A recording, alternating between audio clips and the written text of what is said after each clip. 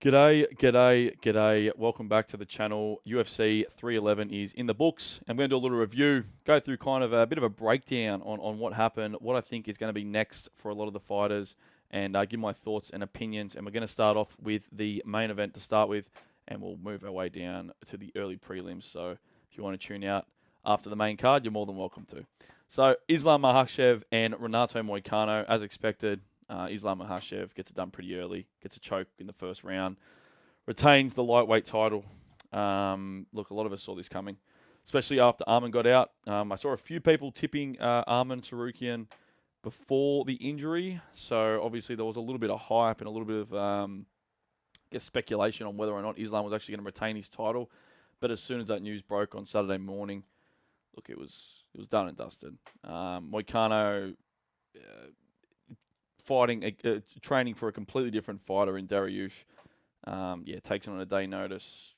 I saw some people trying to tip Moicano at $9, and for $100 you would have got nothing back. So awesome. Not much to talk about this. Look, I think there was only 2 takedown attempts from Islam. He landed the last one obviously, and submitted him straight away. So impressive performance, pound for pound, closing in on greatest of all time, closing in.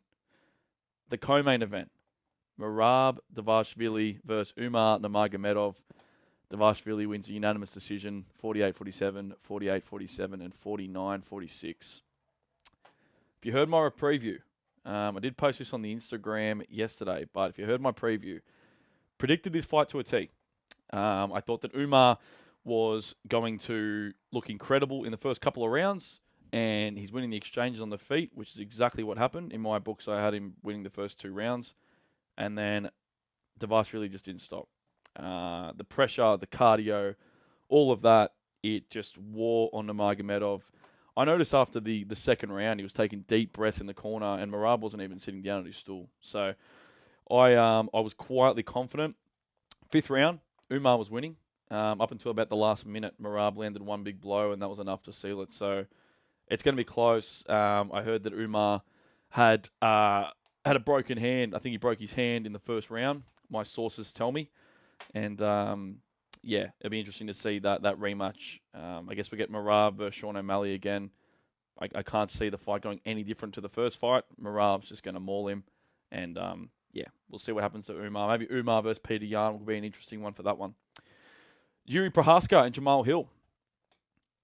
Prochazka secured a technical knockout victory in the 3rd round. Awesome performance.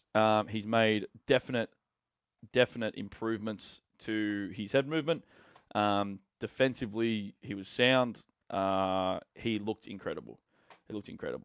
It's funny with Yuri Prochazka. I mean, his style pretty much beats everyone in that division besides one person, which is the champion, unfortunately. So if the odds are right and Ankalaev beats Alex Pereira, I'd be really interested to see Yuri Prochazka versus Ankalaev, and then you see Alex Pereira go up. But for Jamal Hill, I picked Jamal Hill. He was my best bet, actually. Shocking pick now I think of it. Yuri was just moving his head off the center line, and really kind of showed that he improved from those 2 Alex fights. And if you ask me, I'm all for that Alex trilogy if it comes to it. Kind of just like Volkanovski and Holloway doing the 3rd fight. It's just one of those fights that you're kind of happy to see again. So, and I give Prochazka a bit more of a chance this time. Jailton Almeida and Sergey Spivak. Jailton Almeida achieved a first round knockout victory, 4 minutes 53. I had him probably getting a submission. I didn't think that he was going to get out-wrestled by Spivak as much as he did. He was getting reversed quite a bit, and Spivak looked like the better fighter on the ground. Jailton Almeida is definitely a star, up on the rise. Another fight that he's going to be better for. Definitely got some holes in his game. I don't know if he's going to beat, the kind of Garns of the world or Jones, or certainly not Aspinall, but it'll be interesting to see where he goes next. But not much to talk about with that fight. Sergey Spivak is dog shit. RDR versus Kevin Holland. RDR won by submission, rear naked choke in the first round. predicted that one pretty bang on, just like the Almeida one as well. I don't think many people were against me in that as well. I know RDR was still $2 to win, which was crazy. He was blowing out and becoming more and more of an underdog as the fight was getting closer to taking place, which is just wild. But as expected, Holland just doesn't take his camp seriously. I don't think he's trained grappling at all. He really has zero takedown defense at middleweight. Unfortunate. But it's RDR's second win in the UFC. He's definitely getting a ranked opponent next fight. Pretty keen to see who he gets.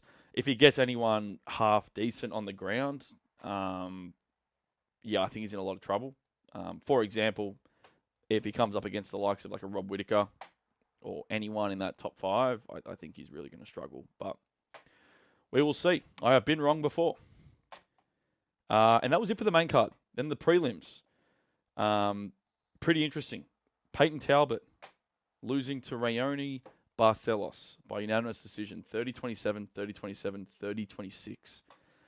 Peyton Talbot was the next big thing on the rise. He was up and coming. He was getting the Sugar Sean O'Malley treatment. I personally thought he was a weapon, as did everyone else. I know he was $1.10.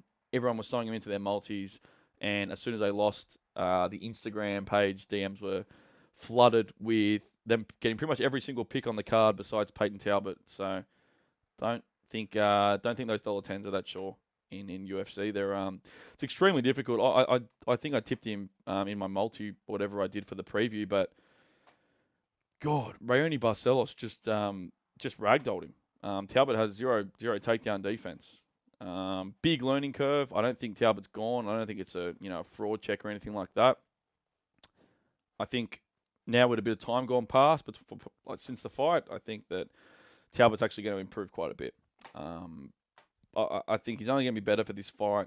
He's going to work on that takedown defense, and once he gets that down pat and he starts defending some takedowns, he's going to look awesome. So Barcelos, I don't know. I'm pretty sure he's 38. I don't know what he's going to do after this, and who really cares? Zachary Reese versus Bekoev. I had Zachary Reese first round knockout. I really thought that he was going to secure a first round finish, and it worked the opposite way around, which it has in the past.